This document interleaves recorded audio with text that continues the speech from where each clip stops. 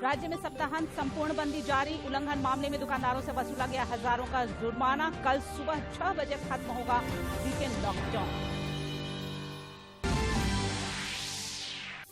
रांची में अंतर्राष्ट्रीय वेबिनार के दौरान कोरोना की संभावित तीसरी लहर की रोकथाम पर हुआ मंथन। स्वास्थ्य मंत्री बन्ना गुप्ता ने भी की शिरकत।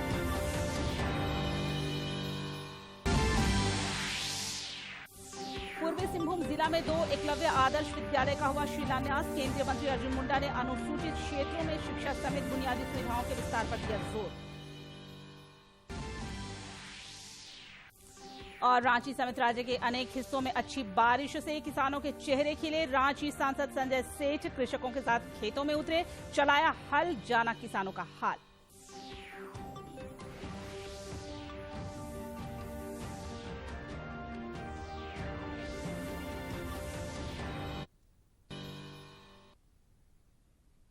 नमस्कार, खबरें झारखंड में आपका स्वागत है। मैं हूं निशा दीपिका सोरेन और समाचारों में आगे बढ़ने से पहले ये संदेश।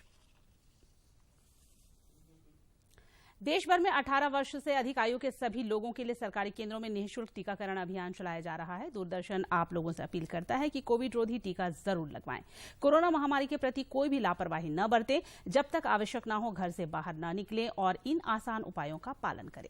मास्क लगाएं, 2 गज की सुरक्षित दूरी बनाए रखें, बार बार हाथ धोएं और चेहरा साफ रखें। कोविड से संबंधित जानकारी और मार्गदर्शन के लिए राष्ट्रीय हेल्पलाइन काम कर रही है। इनके नंबर हैं 011239784046 और 1075। इसके अलावा राज्य हेल्पलाइन नंबर 104 डायल कर समस्या का त्वरित समाधान लिया जा सकता है। और अब समाचार विस्तार से। कोरोना की चेन को तोड़ने के लिए राज्य भर में आज स्वास्थ्य सुरक्षा सप्ताह के तहत वीकेंड लॉकडाउन प्रभावी है, जो कल सुबह 6 बजे तक चलेगा। सप्ताहांत बंदी का यह चौथा चरण है, जिस दौरान आवश्यक सेवाओं को छोड़कर सभी गतिविधियों पर पूर्णतः पाबंदी है। वीकेंड लॉकडाउन की वजह से राजधानी रांची में भी सभी दुकानें बंद हैं तथा सड़कों पर सन्नाटा पसरा है और इक्का दुक्का गाड़ियां ही नजर आ रही हैं। देश भर में कोरोना संक्रमण के नए मामलों और एक्टिव केसों की संख्या में गिरावट का दौर जारी है। देश में पिछले 24 घंटे के दौरान कोरोना के 43,071 नए मामलों की पुष्टि हुई है। दर्ज किए गए हैं। अब सक्रिय मामलों की संख्या घटकर 4,85,350 हो गई है। वहीं पिछले 24 घंटे में 52,299 लोग ठीक हुए हैं। रिकवरी दर बढ़कर 97.09% हो गई है। साप्ताहिक पॉजिटिविटी रेट 2.44% हो गई है। वहीं दैनिक पॉजिटिविटी रेट 2.34% है। केंद्र सरकार के तत्वावधान में कल कोविन ग्लोबल कॉन्क्लेव का आयोजन होगा। इस कॉन्क्लेव के जरिए विश्व समुदाय को भारतीय स्वदेशी तकनीकों से रूबरू कराया जाएगा, जिसके माध्यम से कोरोना की जंग को संबल मिला और वैक्सीन अभियान को सफल बनाया जा सका। इधर झारखंड में कोरोना संक्रमण के मामलों में लगातार कमी आ रही है और अब प्रदेश भर में कोविड के मात्र 805 सक्रिय केस बचे हैं। राज्य में हर रोज सैकड़ों की संख्या में मरीज स्वस्थ होकर अस्पताल से घरों को लौट रहे हैं।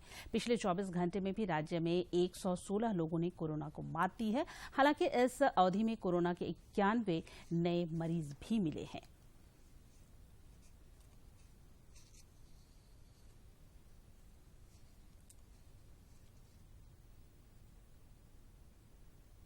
सप्ताहांत संपूर्ण बंदी का जहां राज्य भर में हर ओर अनुपालन दिखा, वहीं दुमका में मछली बाजार में उल्लंघन करने वाले दुकानदारों पर प्रशासन ने सख्ती दिखाते हुए उनसे 30,000 रुपये जुर्माना वसूला।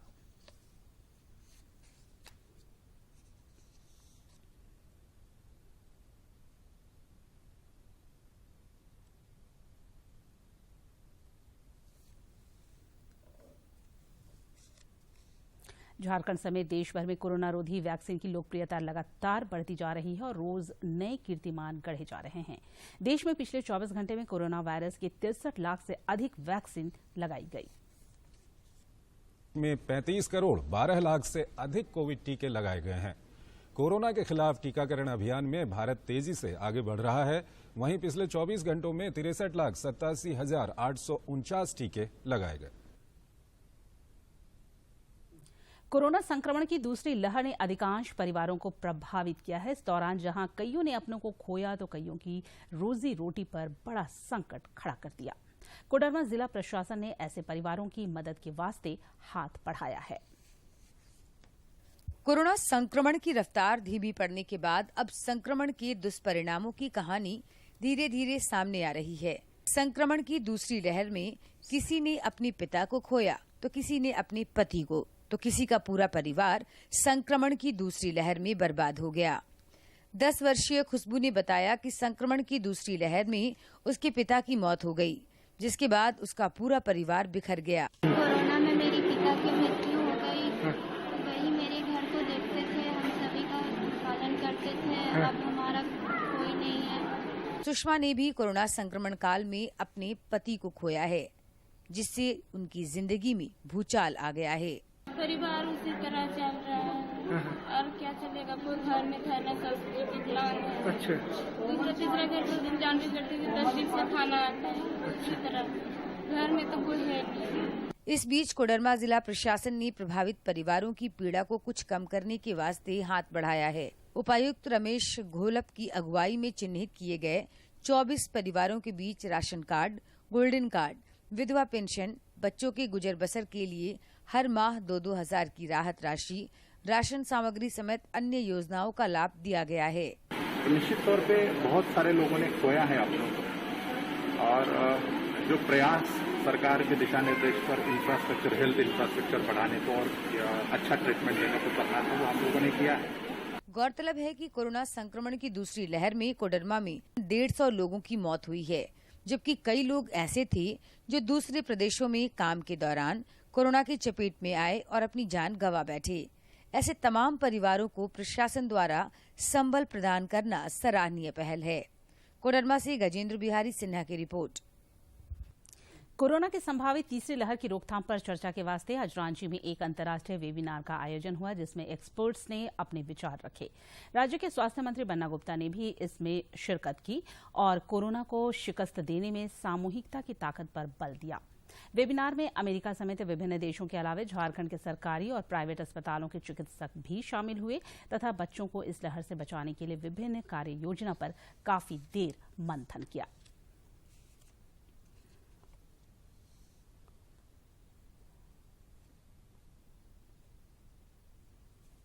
जनजातीय मामलों के केंद्रीय मंत्री अर्जुन मुंडा ने रविवार को पूर्वी सिंहभूम जिला अंतर्गत गुड़ाबांधा प्रखंड के हती आपता गांव और धाल भूमगढ़ के घोर धुआं में एकलव्य आदर्श आवासीय विद्यालय की आधारशिला रखी। इस दौरान अपने संबोधन में उन्होंने अनुसूचित क्षेत्रों में शिक्षा समेत बुनियादी सुविधाओं के विस्तार पर जोर दिया। झारखंड के जनजातीय बाहुल्य इलाकों में शिक्षा के प्रसार के लिए केंद्र सरकार ने बड़ी पहल की है। जनजातीय मामलों के केंद्रीय मंत्री अर्जुन मुंडा ने रविवार को पूर्वी सिंहभूम जिला अंतर्गत गुड़ाबांधा प्रखंड के हती आपता गांव और धाल भूम गभू के घोर धुआं में एकलव्य आदर्श आवासीय विद्यालय की आधारशिला रखी तथा अनुसूचित क्षेत्रों में शिक्षा समेत बुनियादी सुविधाओं के विस्तार पर जोर दिया। एक सामाजिक बैठक हो रही थी, तो यहाँ के लोगों ने कहा कि हमारे यहाँ एक अच्छा स्कूल बनवाइए ना, अच्छा स्कूल बने, क्योंकि यहाँ पर शिक्षा के प्रति लोग बहुत आग्रही है, उसकी चिंता है। उन्होंने बताया कि पूरे झारखंड में 92 एकलव्य विद्यालय शुरू किए जा रहे हैं। उड़ीसा में भी 90 विद्यालय खोले जाएंगे। श्री मुंडा ने कहा कि 38 करोड़ की लागत से तैयार इन विद्यालयों में 480 छात्र छात्राएं पढ़ेंगे, जिसमें 240 छात्र और 240 छात्राएं होंगी। विद्यालय में 6ठी कक्षा से लेकर 12वीं कक्षा तक की निःशुल्क पढ़ाई और रहने की व्यवस्था होगी। श्री मुंडा ने कहा कि पूर्ववर्ती सरकारों ने जनजातीय बाहुल्य क्षेत्रों के विकास पर ध्यान नहीं दिया, जिस कारण विकास के दौड़ में ये पीछे छूट गए।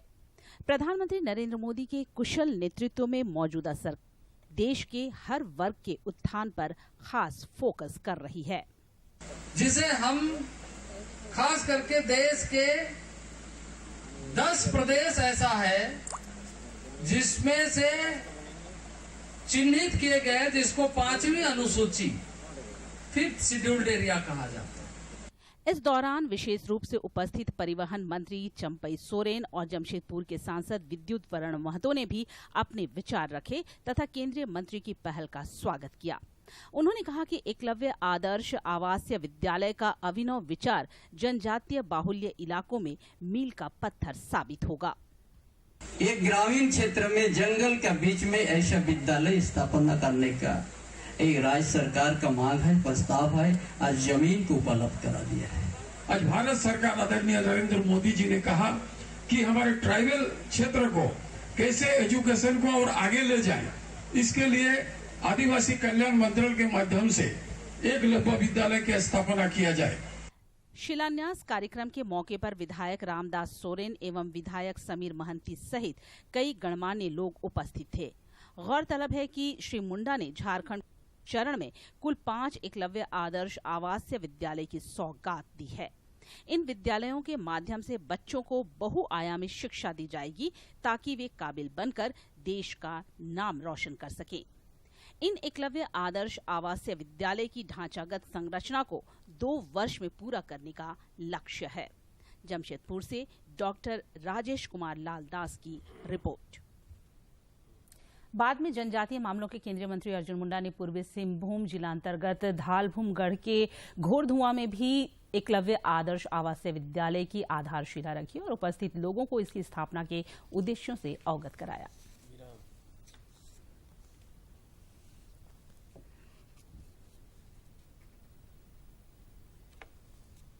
पूरे देश के सभी ब्लॉक जो जनजातीय क्षेत्र ब्लॉक है उसके लिए किया है।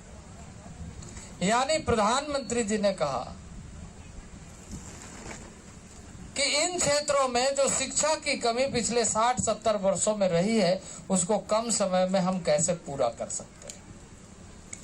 इंडिया 75 मना रहा है, 75वां वर्ष आजादी का मनाएगा, लेकिन आज भी वो जनजातीय क्षेत्र, आदिवासी क्षेत्र शिक्षा के आधारभूत संरचनाओं से।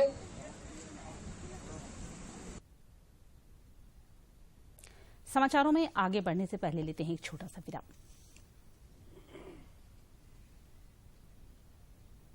कोरोना संकट पूरे झारखंड को तबाह किए हुए है, तो इससे बचने के लिए अपने हाथ को साबुन से बार बार धोएं, हाथ को सैनिटाइज करें और जब भी घर से बाहर निकलें तो मास्क लगा कर निकलें और कोशिश करें कि एक दूसरे से 2 गज की दूरी बनी रहे। बचने संक्रमण से वैक्सीन लगाओ, मत डरो भाई, कोरोना के छठे दूर करो, मत डरो भाई, कोरोना के छठे दूर करो। नमस्ते, मैं हूँ मिताली घोष। मेरे प्यारे झारखंड वासी, कोरोना हम सबके लिए चुनौती बना हुआ है। इसके खिलाफ हमें मजबूती से एक जंग लड़ना है।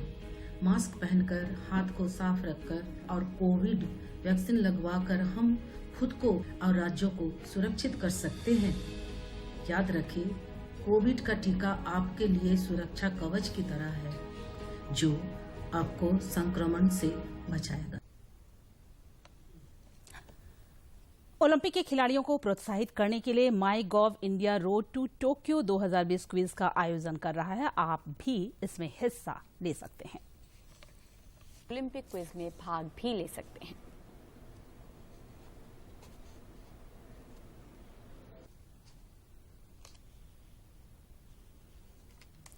कांग्रेस में वरिष्ठ नेता और जामताड़ा विधायक डॉक्टर इरफान अंसारी ने कांग्रेस में अंदरूनी कलह की खबरों को बेबुनियाद बताया है और कहा है कि पार्टी में कोई विरोध नहीं है। उन्होंने गिरिडीह में कहा कि मुख्यमंत्री हेमंत सोरेन के नेतृत्व में महागठबंधन सरकार बेहतर काम कर रही है और अपना कार्यकाल पूरा करेगी। इस दौरान उन्होंने कोरोना संक्रमण की भी चर्चा की और बताया कि जिले में कांग्रेस पार्टी की तरफ से आउटरीच प्रोग्राम चलाया जा रहा है, जिसका मकसद कोरोना काल में हुई मौतों का आंकड़ा इकट्ठा करना है। पत्रकारों से बातचीत के क्रम में इरफान अंसारी ने भाजपा विधायक दल के नेता बाबूलाल मरांडी को भी घेरने की कोशिश की।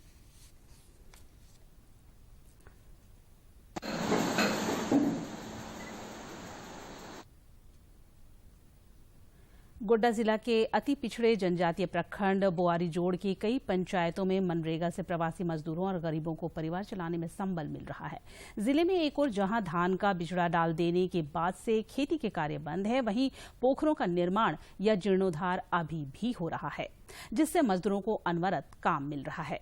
सभी मजदूर केंद्र प्रायोजित मनरेगा कार्यक्रम से काफी खुश हैं तथा मनरेगा के वास्ते केंद्र सरकार का आभार व्यक्त कर रहे हैं, जिससे कोरोना काल में भी उनकी जीविका चल पा रही है। अपना बाल बच्चा का जो क्वारंटाइन में अभी जो कि मेरा काम जो मिल रहा है, बाल बच्चा को अभी आप जिस तरह मतलब चलना चाहिए और चलाना चाहिए उस तरह चल रहा है। सरकार पर बहुत धन्यवाद हम लोग देना चाहते हैं। काफी आप लोग खुश हैं? काफी खुश है। इस लॉकडाउन में भी हम लोगों को मनरेगा के काम से रोजगार मिला है, स्थिति अच्छा है। इसके बारे में सरकार से आप क्या कहना चाहिए? दलहन जैसी आवश्यक वस्तुओं की कीमत को नियंत्रण करने के प्रयासों के तहत अब केंद्र सरकार ने थोक और खुदरा विक्रेताओं, मिल मालिकों तथा आयातकों के लिए भंडारण सीमा तय कर दी है। आइए देखते हैं इस खास रिपोर्ट में। दालों की बढ़ती कीमतों और जमाखोरी को देखते हुए केंद्र सरकार ने शुक्रवार को तत्काल प्रभाव से इनकी भंडारण सीमा निर्धारित कर दी है। केंद्रीय खाद्य एवं उपभोक्ता मामलों के मंत्रालय ने एक अधिसूचना जारी कर कहा कि थोक व्यापारी 200 टन और खुदरा व्यापारी 5 टन से अधिक किसी भी एक दाल का भंडारण नहीं करेंगे। मिल मालिकों के लिए ये सीमा उत्पादन के अंतिम 3 महीनों तक रहेगी। सरकार के इस फैसले से अगले कुछ दिनों में दालों की कीमतों में कमी देखी जा सकेगी। मार्च-अप्रैल महीनों में दाल की कीमतों में लगातार बढ़ोतरी हुई थी। इसके बाद केंद्र सरकार ने जमाखोरी की अवांछनीय प्रथा, जिसकी वजह से बनावटी कमी की परिस्थिति पैदा होती है और मूल्यों में वृद्धि होती है, पर रोक लगाने के लिए पूरे देश में दालों के वास्तविक भंडारण की घोषणा करने की पहली बार एक प्रक्रिया अपनाई, जिसमें एक वेब पोर्टल के माध्यम से थोक व्यापारियों, खुदरा व्यापारियों, मिल मालिकों, आयातकों से अपने दाल के स्टॉक को पंजीकृत कराने का अनुरोध किया गया था, जिसके सकारात्मक परिणाम मिले हैं। साथ ही साथ घरेलू उपलब्धता को बढ़ाने और दालों के आयात के प्रवाह को बाधा रहित बनाने के लिए 15 मई 2021 से 31 अक्टूबर 2021 तक के लिए तुअर, उड़द और मूंग को प्रतिबंधित श्रेणी से मुक्त श्रेणी में स्थानांतरित करते हुए आयात नीति में बदलाव किए गए। साथ ही म्यांमार और मलावी से अगले 5 वर्षों तक तुअर और उड़द की दालों का सीमित मात्रा में आयात भी हो रहा है। केंद्र सरकार द्वारा इस दिशा में निरंतर प्रयासों से दलहन और तिलहन की कीमतों में गिरावट देखी जा रही है। उम्मीद है अगले कुछ दिनों में दालों की कीमतों में और ज्यादा गिरावट देखने को मिलेगी। अनुज यादव, डीडी न्यूज, दिल्ली। राज्य के अनेक हिस्सों में पिछले 24 घंटे के दौरान हल्के से मध्यम दर्जे की वर्षा रिकॉर्ड की गई है। सबसे अधिक 42.2 मिलीमीटर वर्षा गढ़वा में रिकॉर्ड की गई। रांची में भी आज दिन भर बारिश और बूंदाबांदी का सिलसिला चलता रहा। रांची स्थित मौसम विज्ञान केंद्र ने बताया है कि आगामी 8 जुलाई तक यही हालात बने रहेंगे। उत्तर और मध्य झारखंड में कुछ जगहों पर 7 और 8 जुलाई को भारी बारिश भी हो सकती है, जिसके लिए अलर्ट जारी किया गया है।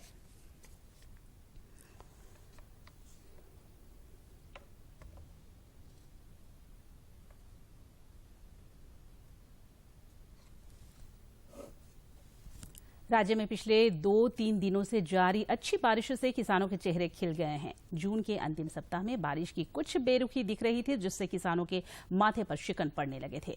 अब वर्षापात से फिर उम्मीदें जगी हैं। इस बीच रांची के सांसद संजय सेठ ने सभी जनप्रतिनिधियों के समक्ष नजीर पेश करते हुए कृषकों के साथ खेत में उतरकर रोपनी की और हल भी चलाए। रांची सांसद ने सोशल मीडिया में लिखा, किसान और खेत के मर्म को समझना है तो उनके बीच जाना होगा, खेतों से मिलना होगा, खेती से जुड़े परिवारों से बात करनी होगी, उनके बीच समय बिताना होगा, तभी उन्हें समझा जा सकता है।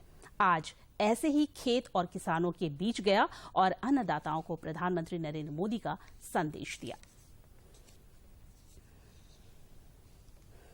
झारखंड प्रदेश कांग्रेस कमेटी ने खूंटी जिले में एक ही परिवार के 5 सदस्यों की आकाशीय बिजली गिरने से मौत होने पर गहरी संवेदना व्यक्त की है।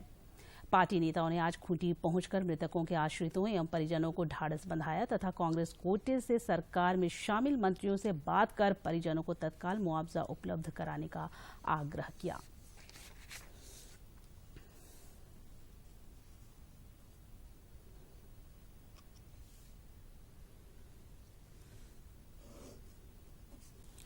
हर छोटे बड़े शहरों और कस्बों में बड़ी तादाद में आपको मशरूम का व्यवसाय करने वाले लोग मिल जाएंगे, लेकिन शायद आपको जानकर हैरत हो कि अभी भी हमारे प्रदेश में मशरूम का जितना उत्पादन होता है वह हमारी जरूरत का आधा भी नहीं है। इसी से अंदाजा लगाया जा सकता है कि इस क्षेत्र में कितनी संभावनाएं हैं। एक रिपोर्ट।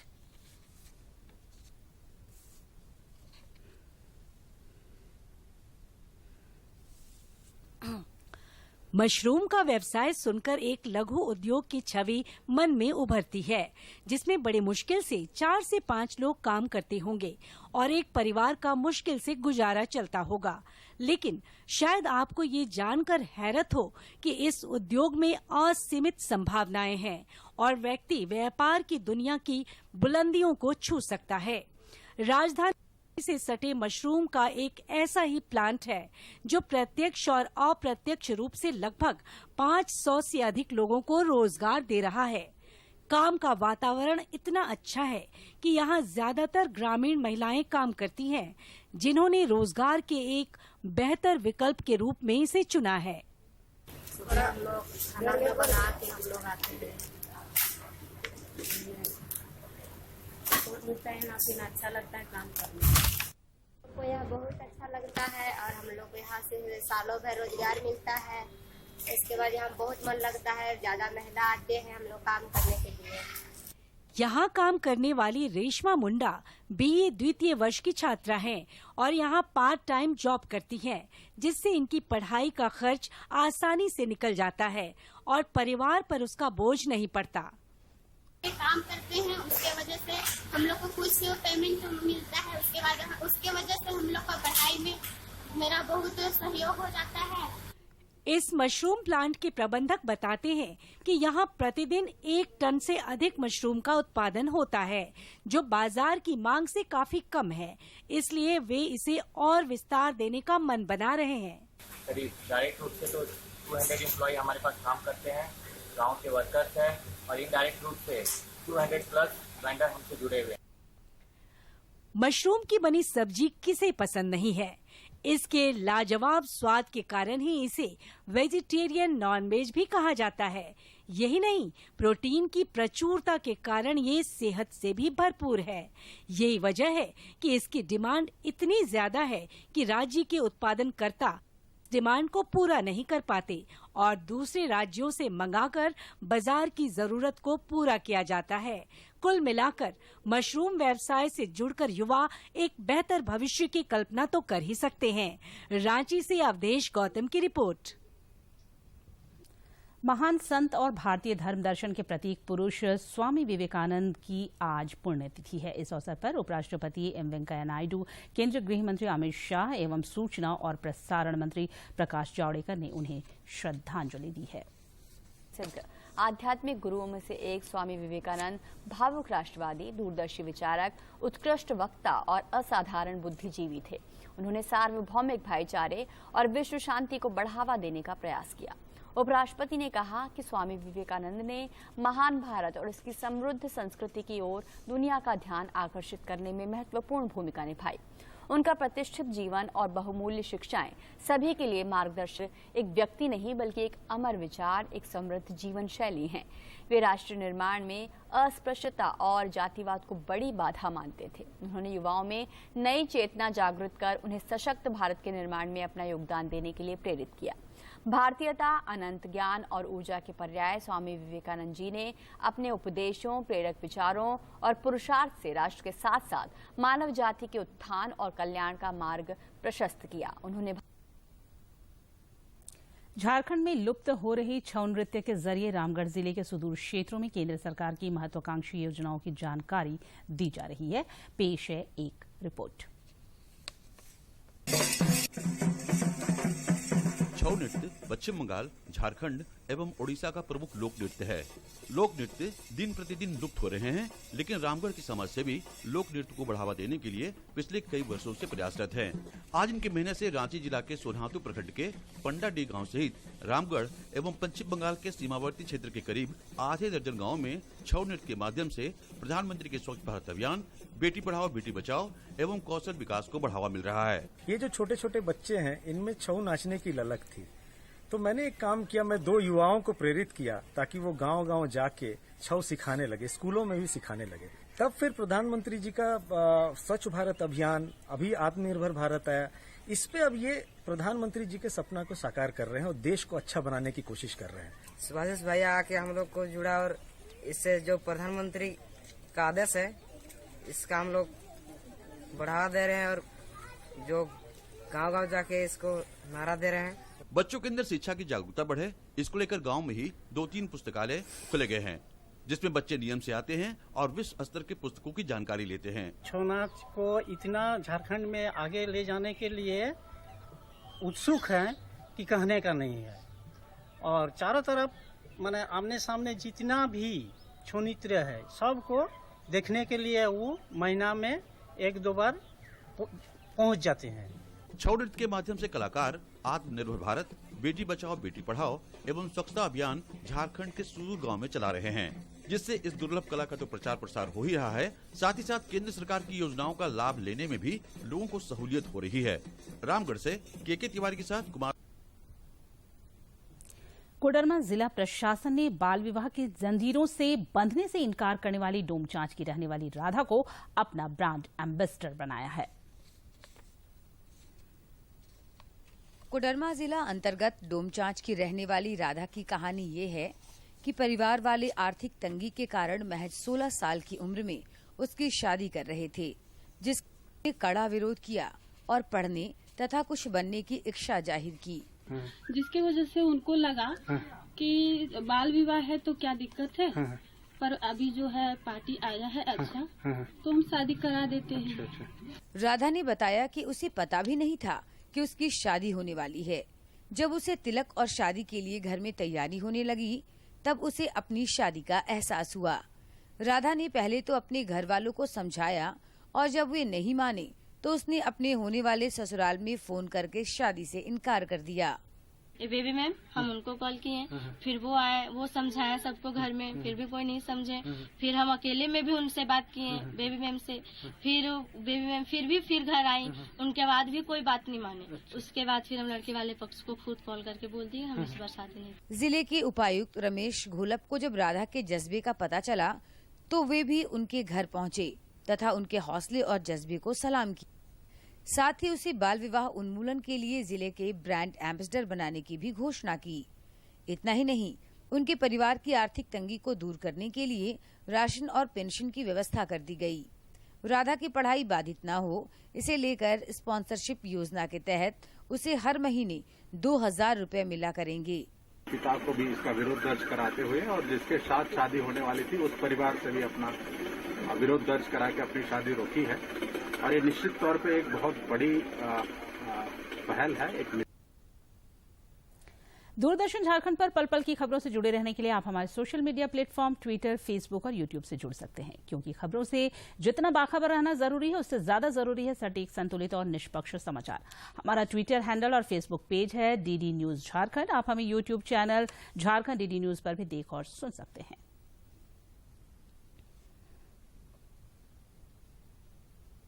और अंत में मुख्य समाचार एक बार फिर। राज्य में सप्ताहांत संपूर्ण बंदी जारी, उल्लंघन मामले में दुकानदारों से वसूला गया हजारों का जुर्माना। कल सुबह 6 बजे खत्म होगा वीकेंड लॉकडाउन। रांची में अंतर्राष्ट्रीय वेबिनार के दौरान कोरोना की संभावित तीसरी लहर की रोकथाम पर हुआ मंथन। स्वास्थ्य मंत्री बन्ना गुप्ता ने भी की शिरकत।